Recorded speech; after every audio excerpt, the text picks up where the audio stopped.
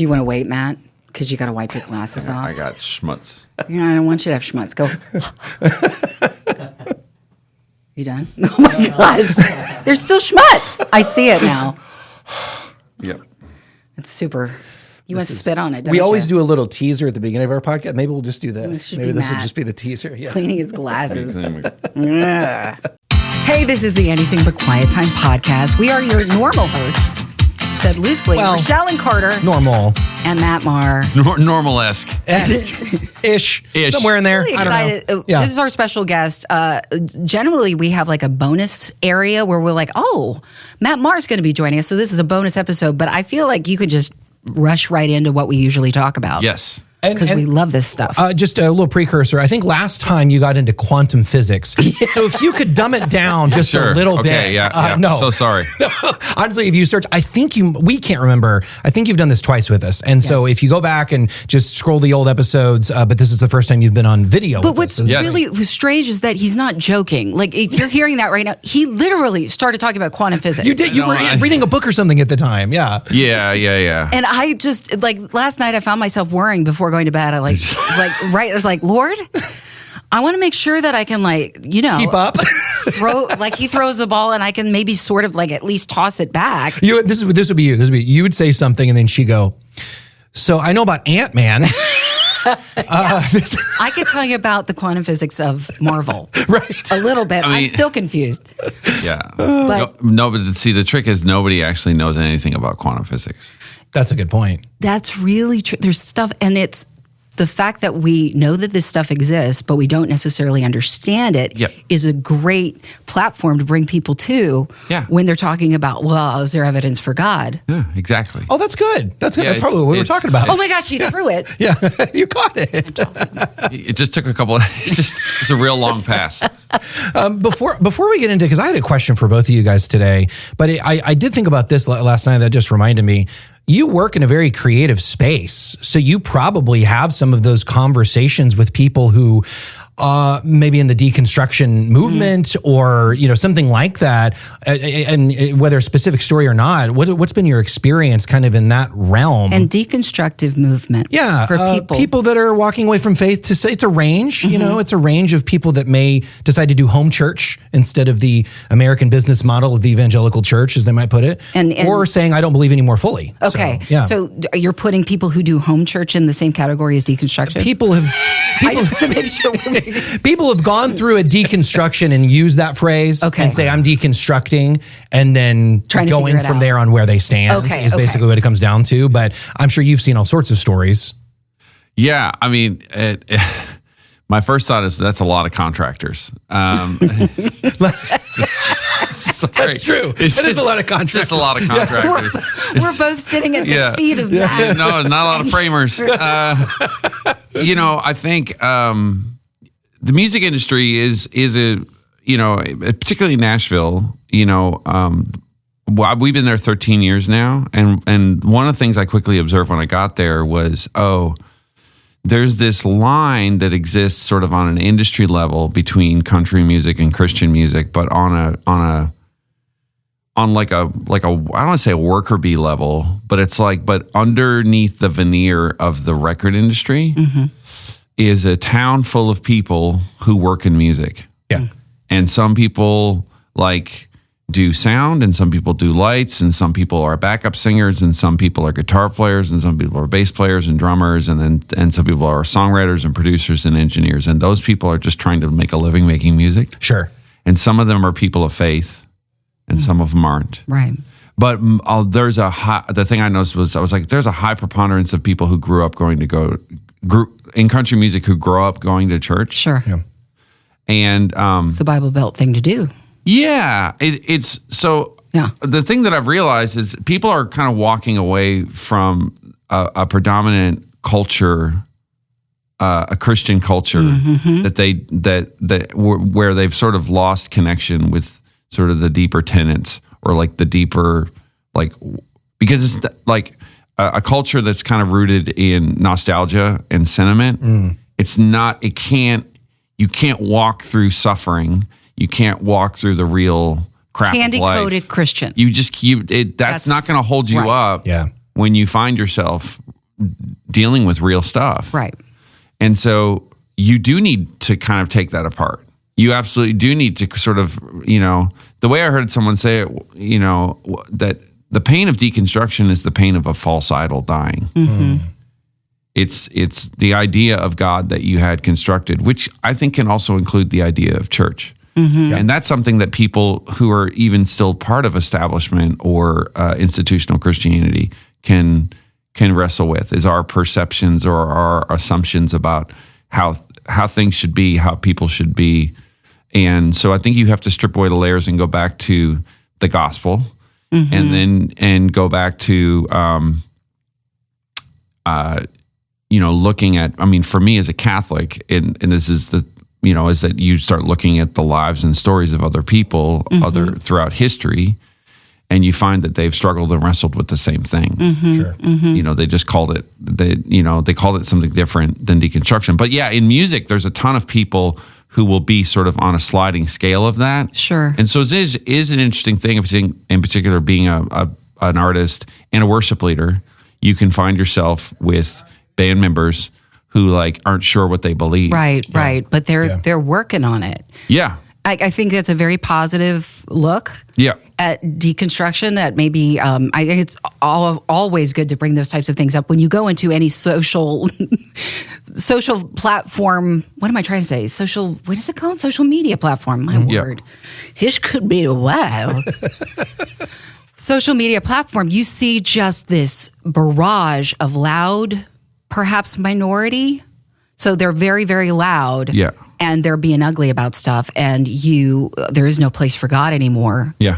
Because it's not real, it's all fake, everything. So what you're saying, though, there is this, not even fringe, there is a very large group of those people not being represented well, that are truly, they are deconstructed for the purpose of letting the false idol that has been culturally accepted die, and trying to find the real risen Jesus in God's word, and not just social niceties or even and I'm not saying anything against that either. I grew up in the church, mm-hmm. and there's a lot of those things, just beautiful intentions, lovely ceremony processes, things like that have been developed over the years, but that itself is not Christianity or following Christ, rather. Yeah, I think, I think the challenge is, because it's here, I'm a practicing Catholic. I go to a church that's full of a ton of ritual.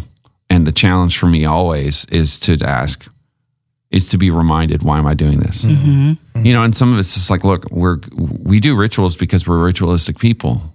Mm-hmm. Yeah. We drive to work the same way. Sure. We order our coffee the same way. There's certain foods we love.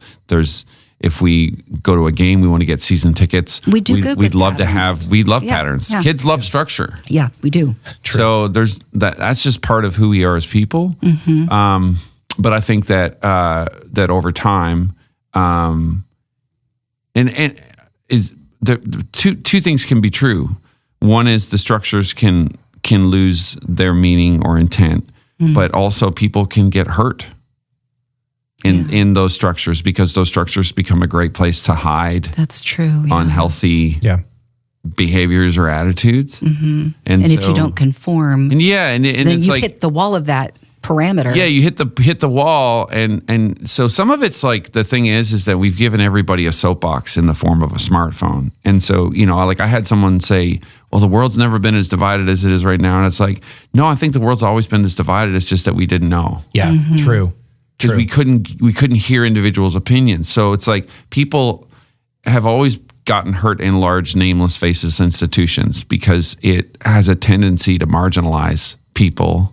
Mm-hmm. Sometimes people get ran over for the sake of progress. Yes. I worked in local church ministry for a long time, and I watched frail, really nice, but not emotionally resilient mm-hmm. people come to church because they're looking for a place of safety, looking for a place of identity, and they just get ran over by an ambitious volunteer or a leader or someone who's not growing in patience the way they should, and they have a little position of power, and all of a sudden they just, and it doesn't have to be all super hugely malicious and bad and some great scandal. It could just be man, the lady who sets up the donut table every week is just really mean. Mm-hmm. Yeah. And over time, it's like you have those experiences when you're a kid, and then they grow, and then it's no longer the donut lady; it's something worse.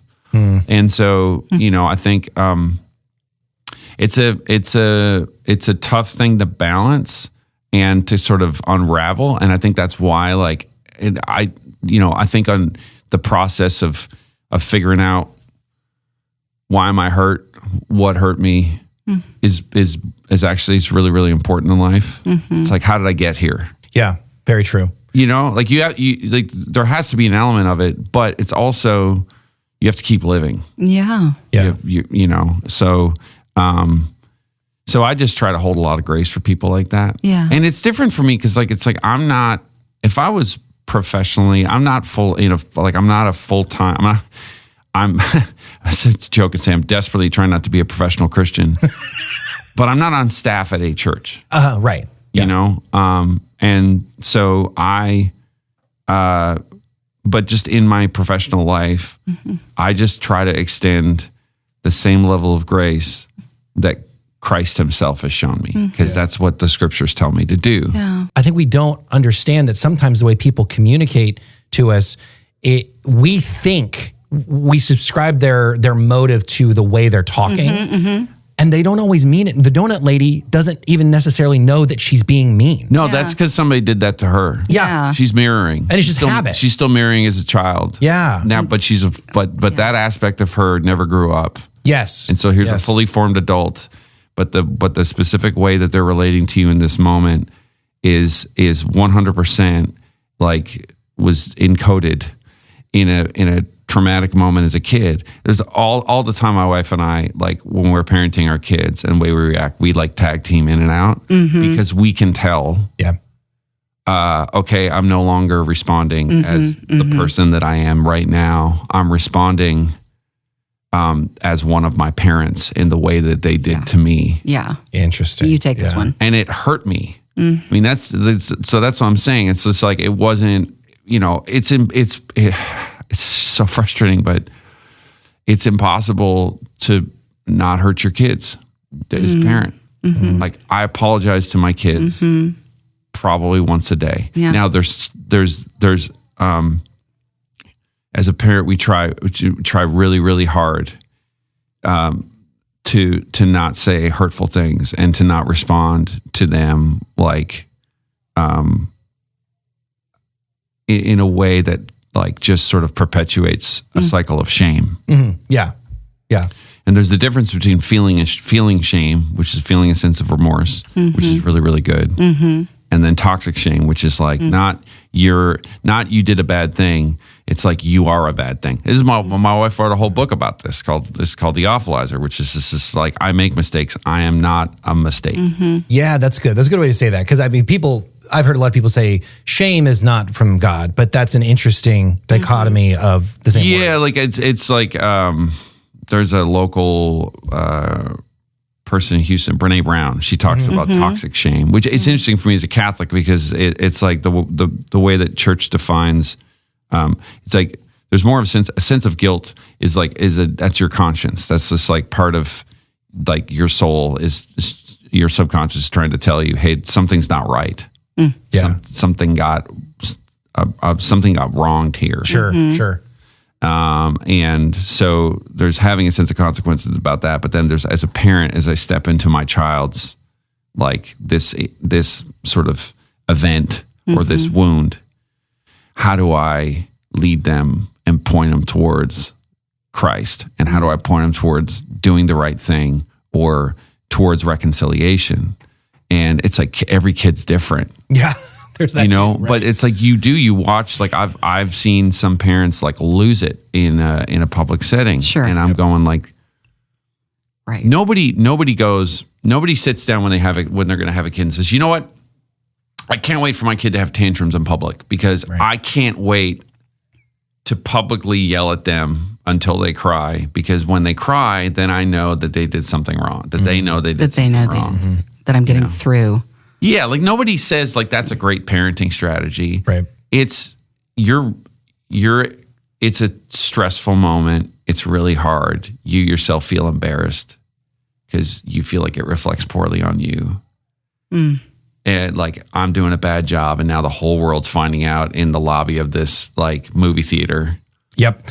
Because one kid knocked down another kid's popcorn, and now that kid's just snapped. It was just like, that was it. Yeah. And all decorum is lost. And it's like I tell my kids all the time, like, my brother used to, like, we were brothers, so we would fight. And eventually, like, my brother would pin me down and just like have his knees on my shoulders. And it's like, I would just start crying. I would start yelling like, Dad. And my dad's response was, stop yelling. What about him? But it was like, because he's in the other room, he's doing something. He's watching TV. Yeah. It's like, I don't stop yelling. Look, I can't hear the score. Deal with this, but I'm not dealing with this. You're gonna have to deal with this. Yeah. But right now, the way you're dealing with this is negatively affecting my life. Yeah. So I need you to go ahead and problem solve your way out of this, kid. Which is really, really hard, because it's like, that's what I'm saying is that, like, my dad wanted us to be quiet. He didn't care whether or not we stopped fighting. Mm-hmm. And I'm sure if I sat down and talked to him, it's like, he did care. It's just he's doing what was done to him. Sure. Because he was the youngest in his family. So at some point, somebody was probably picking on him, and he probably called out to his parents. Yeah. And they said, stop yelling. Yeah. But it's like, that's not a viable solution in life. Mm-hmm. I think this is with little kids. Like, yeah. And it's like, I'm not saying you should go there every time. It's like, I'm not going to helicopter parent my kids. Yeah.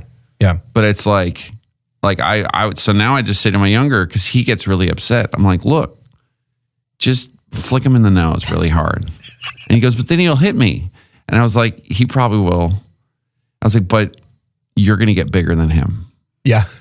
It's going to take a while. It will. But and eventually he'll stop. And then he'll be so mad. We need to, he'll be so mad. The older brother will be so mad that he is shorter. Right. Because this has happened with my children, Matt. Yeah. It's just, I think the things that I'm trying to be aware of, which I think was interesting, because the question you asked, it's like, well, if you could go back and fight for. Well, he hasn't asked it yet. That's the question I have here. He was asking it before. You weren't there. Yeah, sorry. We're going to bring you up today. And now we're here. What is something you feel you should have fought for? What or who is something you feel you should have fought for? Yeah, and I think it's like one of the things that I think I wish I would have fought for more is my dad. Is he gone? Yeah, he passed away in 2017. Yeah. But I didn't know how. It's like, I wish I would have fought for my dad more. As you became an adult? As a kid. Oh, as a kid. Say like, I need a dad. Yeah. Like, I need you to be a dad. And that feels wild that you would expect a kid to do that, but kids do it all the time. So you look back on him and you see him, because he sounds like that archetype. Oh yeah, he's like the Norman Rockwell painting of the mom is taking the kids to church and he's just sitting there. Oh, he's reading a book. Reading a book. Yeah. Or the paper or whatever. Yeah, reading the paper. Nursing probably something of the night before that had taken place. Yeah. So is that, do you see where that maybe it was a pattern for, like, his dad taught him, or? Yeah. I think, looking back, do you see, like, dad worked this many hours and he did this, and this is probably why he responded those ways, or? Yeah, I think so. I mean, I think it was, I think that that parenting in the 70s and 80s, it's different. Was way different. There were no choices for children. No. Now we choose our words. Right. No, you don't choose anything. No, just don't talk. Don't do that. Mm-mm. Don't talk. Yeah. Don't. And so that, or you're going to get smacked. Yeah, you're going to get smacked. and I think that there's an element of that that's true in life, in the sense to say, in life, if you don't watch what you say, life will throw hands. Yeah. You're going to get hit.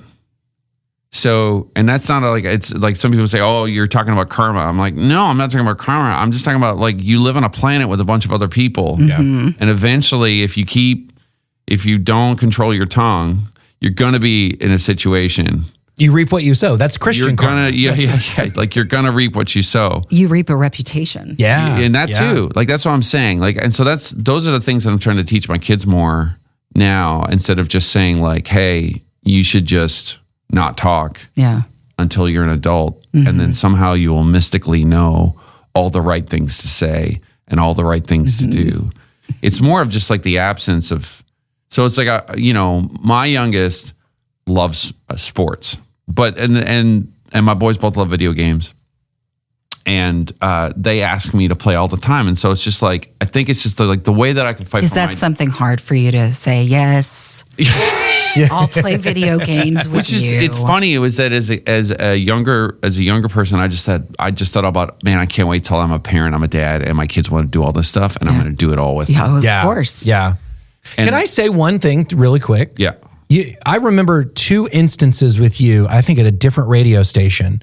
There was one time where it was a tour and you were looking for a console to play with your son. Yeah.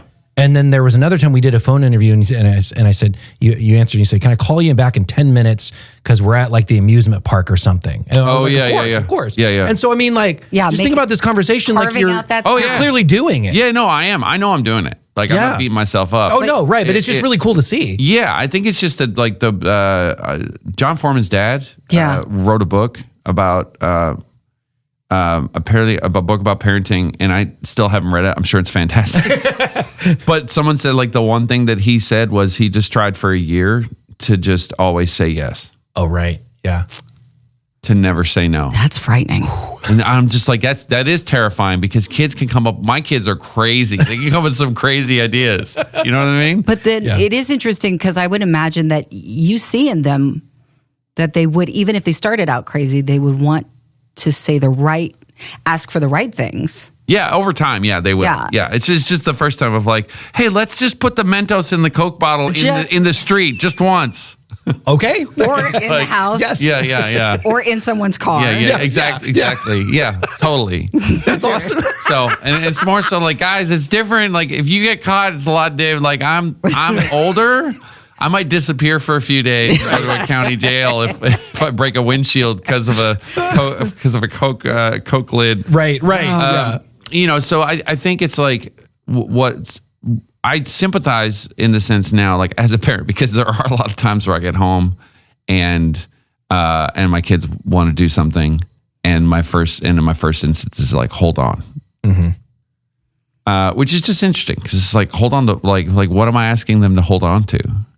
I'm asking patience probably. Yeah. It's like, I need you to be patient with me. And that's good. And that's actually a really good thing. Yeah. And so it's that's less guilt feeling for you to realize, wait, I'm also growing them in this area. Yeah. It's like, okay, hey, I'm finishing this work. You got done with school at 3. I was, and that's why I finally said to them, I sat them down one day because it's like they get home from school at like 3 and they're like, how, like, I'm like Richard Pryor in The Toy, like my personal plaything. It's just sort of like, and they just want to do stuff, and so it's like I want to be there, but I go, okay, guys, it's 3. Most adults work till 4:30 or 5, so I know that I'm home, and you have homework to do anyways. Sure. Which is a lot of it. Sometimes they're just trying to avoid homework. So I think the most important thing. He's on to that. Yeah. They're going to watch this and be like, no, they know. I mean, I think it's just the most important thing in terms of like fighting for something is like the best way that I can continue to fight for my dad is I can fight for my kids. Yeah. Like that's what I'm realizing. And that, it's just what we're trying to do now because we haven't had to have a lot of the crazy tough conversations that come with teenagers, which are going to happen. Sure. Oh, yes. We're just trying to say, okay, if we can start to develop a way of talking to our kids now that like feels appropriate. So it's like, if I'm not yelling anymore because someone dropped orange juice on the kitchen floor and didn't even clean it up, or like threw a paper towel on it. And it's like, how is this an acceptable cleaning strategy? Like I was just like, in what other part of your life, if someone spilled something on the ground, people are just like, oh, just throw a paper towel on it. It's fine. That happens a lot. Yeah. And I'm just like, okay. We didn't know what cleaning supplies to use. Yeah. All right. This is a good question. Yeah. How many cleaning supplies did you look at?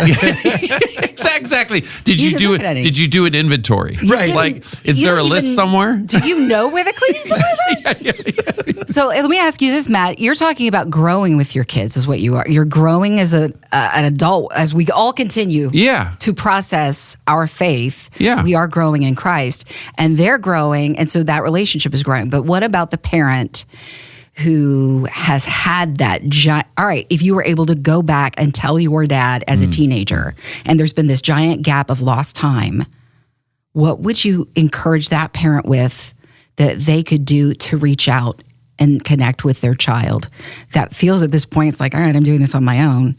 It's a cat's in the cradle and the silver spoon moment. Oh, yeah, totally. I mean, that's the hardest thing as a musician because you hear that song. Oh, I know. And do you know that song? Mm-hmm. Yeah, it's a good song. Yeah. And you're so young. I just wanted to make sure. And you'll hear a song like that and you think of every time you've left your house to go get on a bus or get on a flight. When you're coming home, son, I don't know where. I think what I would say to him is just a reminder, and I don't want it to sound trite, but the way that kids spell love is Time. So just time. It's just time. It's all it is time. And there's certain things that also includes, it's like I'm gone away all week, this week, because visiting with great folks like yourself. And I try to get up first thing in the morning and FaceTime when they're getting ready to go to school.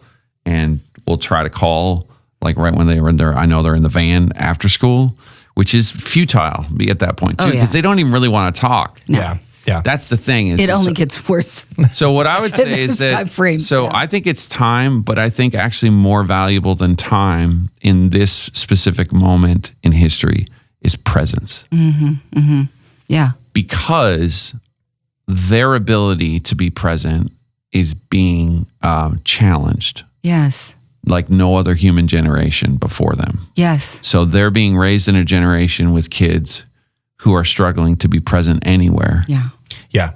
And so, and because as believers that we believe that God is, yes, he's the same yesterday and today and forever, but Jesus says the kingdom of God is at hand, meaning it's literally in the present. Yeah. Yeah. It's in the present moment. Then right now, the biggest thing that you can do is to show your child how to be in the present moment. But just being available. Just being available, being present. Yeah. It's just, so there's a difference between like communal screen time, which I just came up with that term in my head. And communal that's a great one. Screen time. Yes, a shared experience. Yeah. Like you do that with your wife, actually. Yeah. We watch House Hunters every night. Yeah. Oh, and TikTok too. TikTok, you guys do your best we scroll videos. TikTok together. Yeah, that's right. Yeah. And like the two older ones were doing that, doing on Instagram Reels with my wife like 2 nights ago. Yeah. That's different. Like it's a communal experience. Because it's fundamentally facilitating interaction. You're laughing together. Yeah. You're commenting on things together. Oh, it's fantastic. I love it. So that's great. The whole thing of like we're just going to hang out sit across from each other and both stare at our phones. That's not as good. It's not. Kids will sometimes say they love it, but a lot of it's because they just lose. I think you lose the ability to connect and to be present. Like I think I guess we've taught them. It atrophies. Yeah.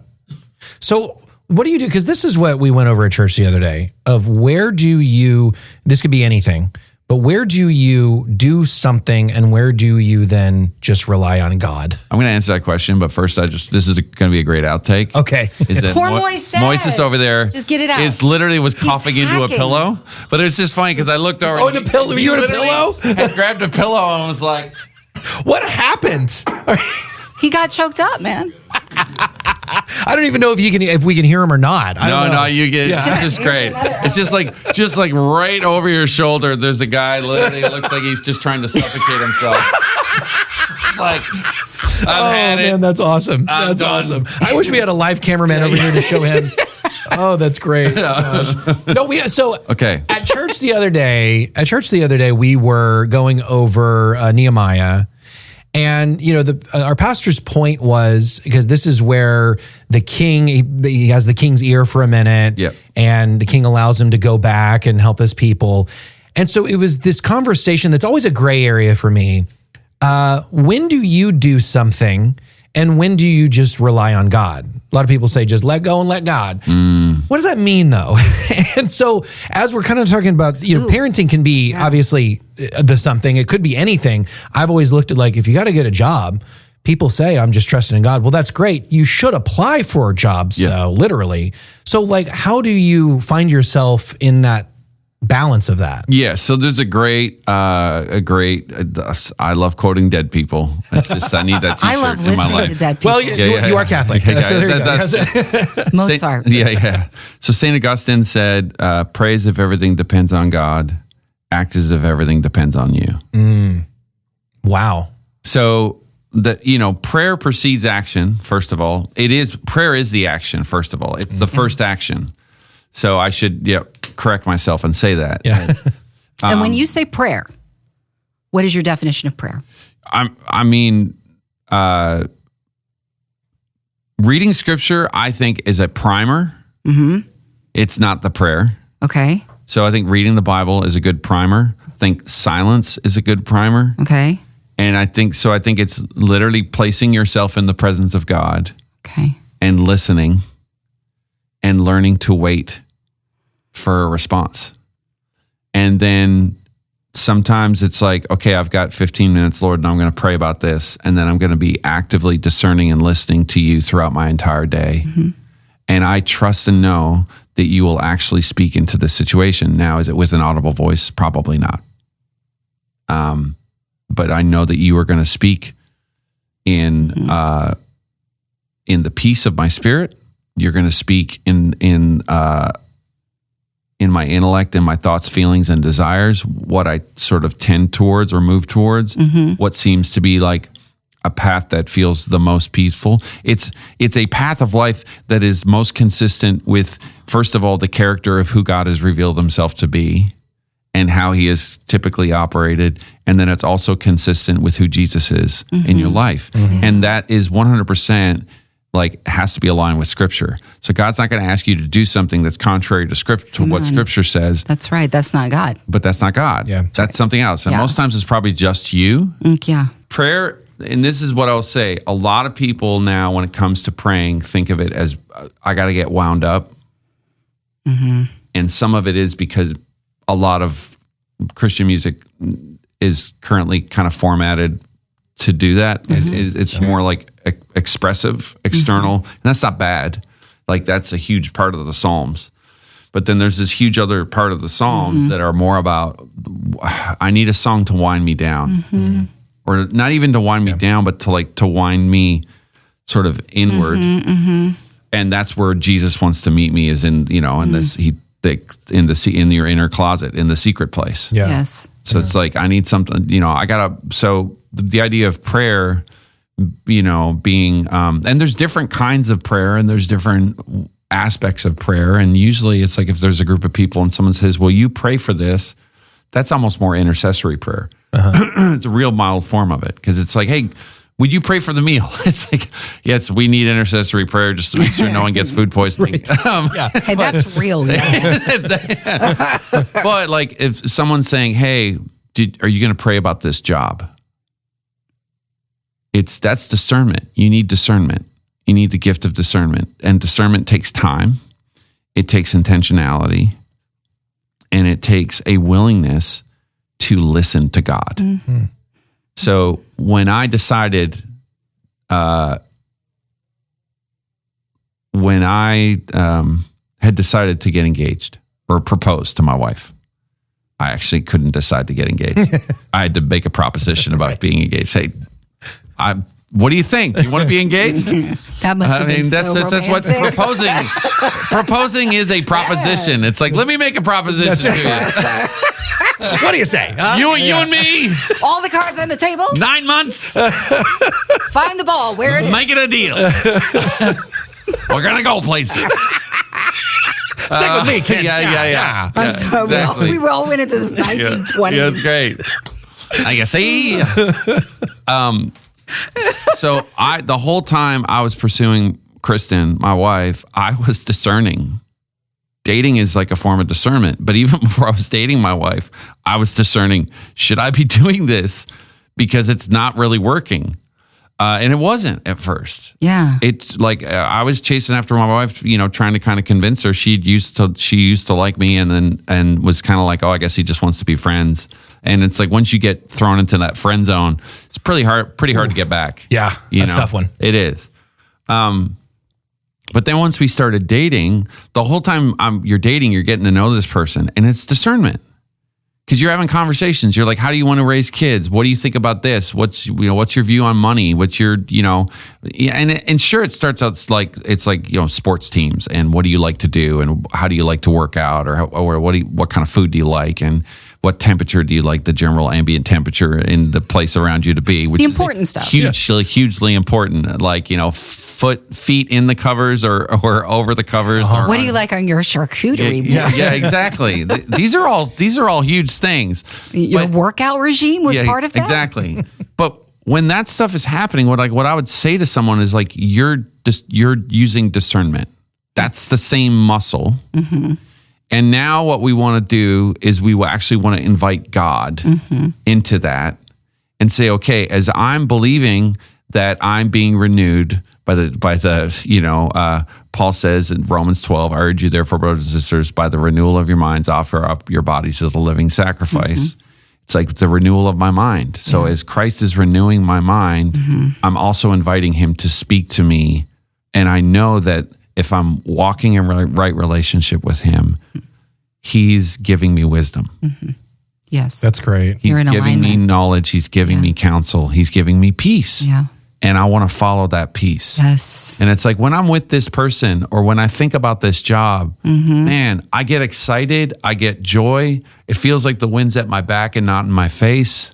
Mm-hmm. It's like, like when I say this to my kids, like just as they're discerning friendships, I'm like, what's it like when you're around them? Mm-hmm. Do you feel free? Yeah. Do you feel like there's, you guys could talk about anything? Yeah. Do you feel like you're not being judged, or you're not being like, they're not looking at you weird because of the clothes you're wearing or the stuff you say you like? I'm like, that stuff's important. I'm not going to say you can't boil down all human experience to a handful of experiences. But in terms of the spiritual life, there's a lot of pretty, common denominators. And when you start talking about things that we generally are asking God for help with, it gets even more specific and more like, other people are asking God for help with work and family and spouse and raising kids and school, right? And all of those things. So I do think it's really, really, so the first thing I always tell people is like, do you know how to listen to yourself? Do you know how to listen to identify that's me talking to myself right now? Mm-hmm. That's what I think. That's how I feel. And then it's like, what do you desire in life? Like, because it says in the Psalms, like, delight yourself in the Lord your God, and he'll give you the desires of your heart. Sure. So it's like, okay, well, I desire acceptance or I desire purpose. Okay, well, are you delighting yourself in God? Mm-hmm. And it's like, well, okay, well, what does that mean? What do you mean I delighting myself in God? It means that being with him, being in his presence, reading his word, singing worship songs in your car, which is it's a spiritual practice at this point. Mm-hmm. It's like going to church, being with other people. It brings you life. Mm-hmm. It brings you joy. It brings you a sense of fulfillment and purpose. Amen. I think you're in the quadrant of delighting yourself in the Lord your God. Now, and you could say, well, I hate church. Okay. Do you like going for a walk outside? Do you like being in nature? Mm-hmm. Yeah, I do. I love it. I feel like deep sense of life. I feel connected. Okay. Who made it? Sure. Yeah. It's like, and why did he made it? He made it so that you could experience delight and wonder and amazement, and you could live, because turns out we need things like photosynthesis and oxygen. And we need all that stuff. But being delighted by God is, which I think is part of the problem, is that we don't tell people enough that being delighted by God is a default position of our heart. Mm. We kind of, in some ways, people kind of go to church with the expectation of being disappointed by God, or we kind of bring the experience of human relationships, of what we've experienced with other people, and we kind of say, okay, well, That's my default start. It's like, well, it was with those people, but that's not God. No. That's not what God has for you. So it's like, think about the best moment you ever had in church, or like, think about like, you know, for some reason, the image in my head was like of a guy riding a 10-speed bike over the Golden Gate Bridge and his arms are up in the air. You know what I mean? It's just like the sun is shining, and it's just that sense of, think about those moments in your life when you had that sense of like childlike freedom and wonder and purpose, and what was going on. What were you thinking? What were you feeling? What were you desiring? Yeah. It's like so beautiful. He's near that. He's in that quadrant. And it's like, okay, can we carry that process of identifying what you're thinking, what you're feeling, what you're desiring, and let's move it over here when we talk about school for a teenager. Sure. We talk about college. Like, we're not going to talk about your GPA. We're not going to talk about job prospects. First of all, we're going to talk about this first because it's important to recognize this. You might have to, with a grown-up, talk about the harsh reality of like, well, this school is offering you tuition. So I understand that you feel more free over here, but this one's going to pay for it. Yeah. Sure. And that's a real material concern, but it doesn't mean that you can't learn to develop a more methodical, a method, a way to say, I am going to let go and let God. Surrender's like the first thing you have to do. Sure. So like, even if I go back to my wife, chasing after my wife, every day I had to surrender, because the more I tried to like woo her, the worse it got. And it was like things changed when I surrendered. So if someone's like, well, I don't know what to do about this, I would probably say first and foremost, I would say, well, have you surrendered it? That's really good. I mean, I think we could sit here and talk all day. I didn't even get to the Genesis 1:29 thing. Oh, that's right. We'll have to save that, but I think Matt's like, man, I wanted to hear the Genesis 1:29. I did. I want to hear it. You don't get to hear it now. Okay, I'll have to come back. You have to come back. Or listen to next week's episode of the Anything But Quiet Time podcast.